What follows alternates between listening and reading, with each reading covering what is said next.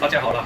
所以昨天我的那个视频，这个自杀岛、坟墓岛呢出街过后呢，然后很多人也 WhatsApp 我，然后我在这一季里面应该有这个 Q&A， 所以我真的希望所有马来西亚人，尤其是槟州的人不管你是马来人华人、印度人，还有所有的渔夫，这个事情发生，这个填海呢填这么大力的海呢，已经影响了4、5千个槟城的这个渔夫的生计。所以假如这个东西你让它成功，因为一旦它成功的话，以后其他的州属将会跟有样画葫芦跟着这样的做法来做的话呢，以后这些当官的这些我们的渔夫的生计是受到很大的影响。所以我鸟神这一次我过去我跟这些帮忙这些小贩美发店然后很多的那些弱势群体出身。这次我真的希望所有的渔夫看到这个视频，然后呢，所有的马来西亚的渔夫可以团结一致来推翻这个填海计划，这个魔鬼的自杀岛坟墓岛只为了几个发展商的利益，然后呢典当我们所有槟州人民的利益。然后接下来的视频可以看到，一旦这个岛成功的话呢，我们是很难跟我们的子子孙孙交代，就是在我们这一代人里面呢，因为我们错相信了这些火箭的政府，我们错相信了灵神发展商的背后的老板，然后呢导致了这个3个岛4500个鹦鹉，3400个足球场大的地，然后呢5个木扣山的来影响了整个槟城的南部。然后呢槟城的南部呢，从德鲁贡巴那边开始呢，到这个巴杜毛就是海鲜的这个生产地。所以谢谢大家，然后分享。然后呢我们真的不希望这个海底隧道63亿的这个丑闻呢已经发生，就是说用土地来给发展商，然后呢这个东西成功了，他们毕竟是成功，就刚好这个刚刚被反贪污稽调查。我们希望这些马华的那个中央政府呢看到这个事情，因为这个3个岛的填海的这个这个计划呢存在了很大的舞弊，然后很大的那种疑问。所以希望呢马华呢去因为现在马华已经是中央政府，然后呢善用你们所有的这个你们的权利，还有是你们的兴趣到底这个为什么这个填海计划呢只是让几个发展商发富，然后变成更富有，然后呢损害了我们槟州人民的利益。谢谢感恩。然后多了当吧，我们会推翻这个填海计划是人民起来保护渔夫，保护我们的海洋，保护我们的环境，然后保护我们的子子孙孙的利益。谢谢大家，鸟神。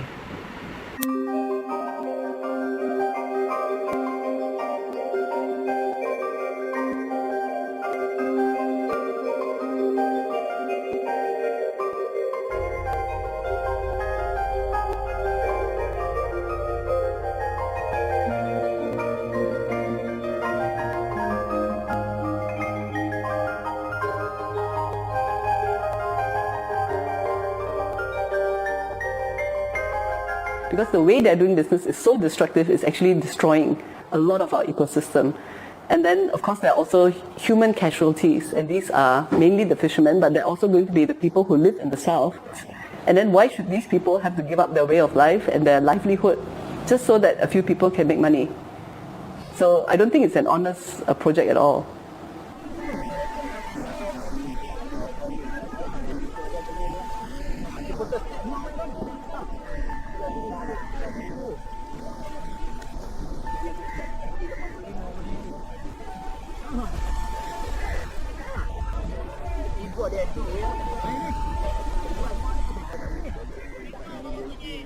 What is the land reclamation project? The land reclamation that we're very concerned about is the Penang South Reclamation. So it consists of 3 islands, 4,500 acres, and it's going to take about 10 to 15 years, maybe probably about 15 to 30 years even. And it's going to have a big environmental impact on the south coastal area of Penang Island. 3 pulau tu semata-mata hanya nak bagi orang kaya, golongan kapitalis ni terus bertambah kaya, dan orang yang di nelayan tepi laut ni akan dipinggirkan. Bangkit, bangkit, bangkit, bangkit, bangkit rakyat, bangkit rakyat. Kami tak nak, pulau tambak, pulau tambak. the decisions were made for the fishermen. They didn't go and consult the fishermen. So they had a Hari Raya open house. And at the end of the dinner, they were given a check for 15,000 ringgit. That is for the boat owners.